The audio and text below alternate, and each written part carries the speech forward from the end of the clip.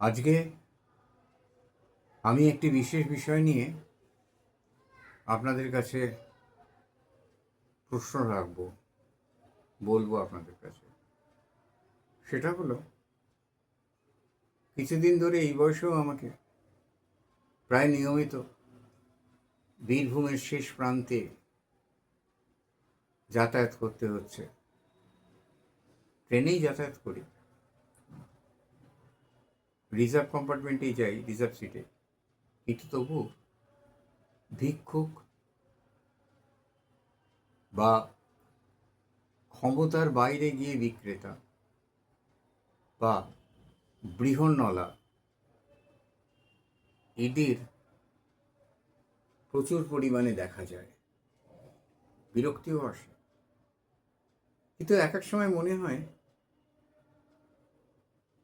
অন্যভাবে সমর্থ এই সমস্ত মানুষগুলো, ভিন্নভাবে সমর্থ এই সমস্ত মানুষগুলো তো করার কিছু নেই।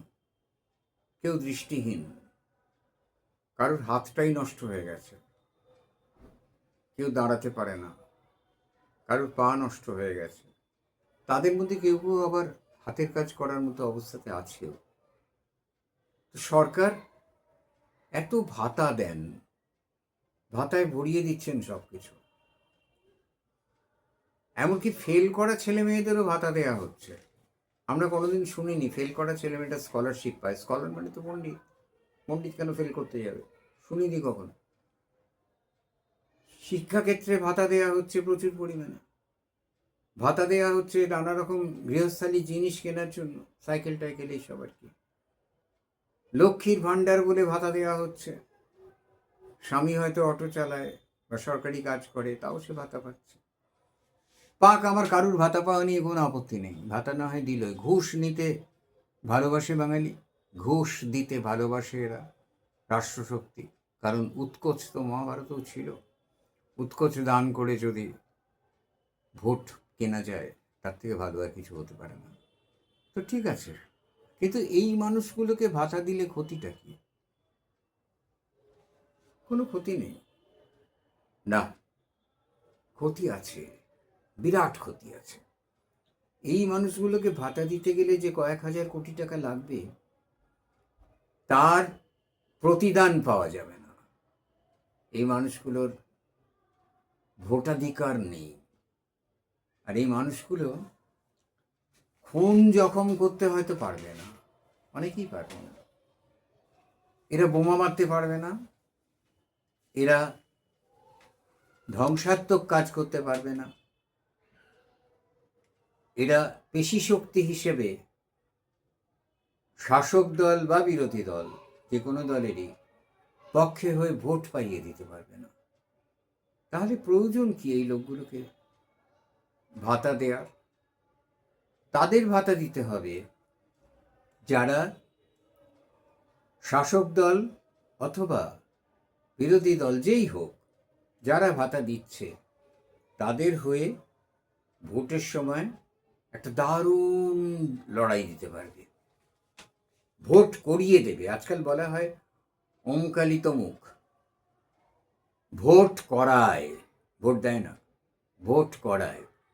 তাহলে তাদের ভাতা দিলে আমাদের যথেষ্ট লাভ।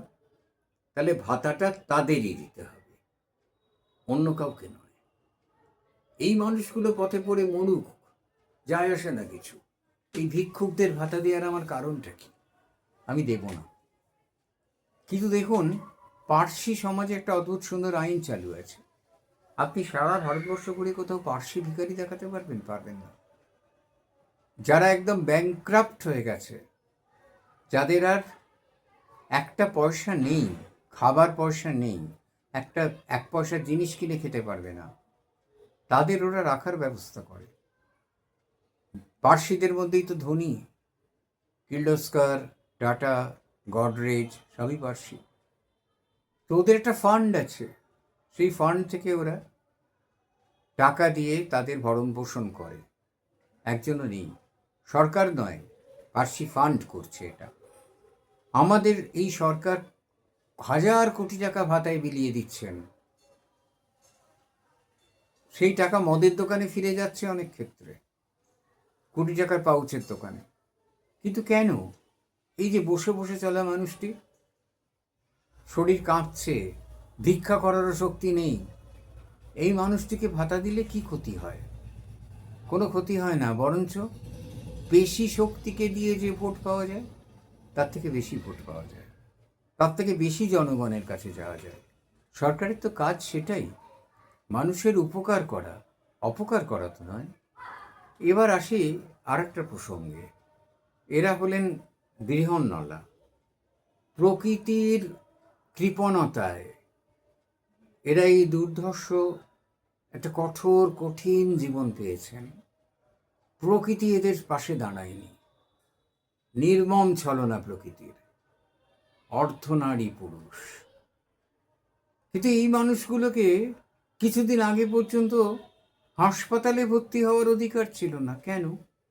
ওরা কি প্রাণী নয়? মানুষ নয়? মানুষ তো বটে, তৃতীয় প্রজাতি বলা যেতে পারে, কিন্তু বাট মানুষ। এদের ভোটাধিকার নেই। এরা ফলে আর আজকাল বিভিন্ন বাড়িতে সন্তান জন্মগ্রহণ করলে গিয়ে গিয়ে যেটুকু পাওয়া যেত একসময় হয়তো তা দিয়ে চলতো, আজকাল আর চলে না। তাই এরা ট্রেনে উঠে ভিক্ষা করে, রাজপথে ভিক্ষা করে, মেডিকেল কলেজের পেছনে এরা দাঁড়িয়ে থাকে, হাততালি দিয়ে কাছে এসে বলে, বাবা 20টা টাকা দাও, বাবা 10টা টাকা দাও। তো এই বৃহন্নলাদের জন্য কেন এরা তো প্রয়োজন হলে, আমরা ইতিহাস সাক্ষ্য দেয়, আমি নাম করব না, যে বৃহন্নলা গোষ্ঠীর মানুষ জগৎ বিখ্যাত হয়েছেন, তাহলে এরা তো, এদের মধ্যে সব রকম ক্ষমতাই আছে, শুধু সেক্সটা নেই। নাই থাকলো, এদের ভাতা দিয়ে, এদের শিক্ষিত করে এদের তো কাজে লাগানো যেতে পারে। যদি কাজে নাও আসে, হাতের কাজ করানো যেতে পারে। ভাতা দিয়ে এদের ভিক্ষাজীবী করে রাখতে হবে কেন?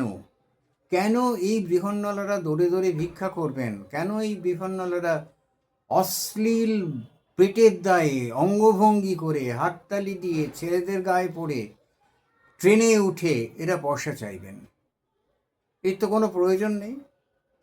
যেখানে ফেল করা ছেলে মেয়েরা ভাতা পাচ্ছে, ফেল করাটা নৈতিক অপরাধ, পড়লে পাস, না পড়লে ফেল। আমি অনুকূল চ্যাটার্জি স্ট্রিটের এক বাবাকে জানতাম, হাত দেখতেন তিনি। তার কাছে গেলে তিনি প্রথমেই ইয়াং ছেলে দেখলে জিজ্ঞেস করতেন, কী ব্যাপার, পরীক্ষা গণনা হয় না, পড়লে পাস, না পড়লে ফেল, যাও। তো এখানে যারা পড়াশুনো না করার জন্য ফেল করছে তাদেরকে ইনসেন্টিভ দেওয়া হচ্ছে, অথচ যারা প্রকৃতির কৃপণতায় বৃহন্নলা হয়ে জন্মেছে তাদের জন্য ইনসেন্টিভ নেই। এদের দিয়ে হাতের কাজও তো করানো যেতে পারে, একটা বিরাট জনগোষ্ঠী, আর হাতের কাজ শেখালে পারে না এরকম মানুষ হয় না। ভেবে দেখতে অনুরোধ করি, জনমত গড়তে অনুরোধ করি, রাজনীতির বাইরে গিয়ে। নমস্কার।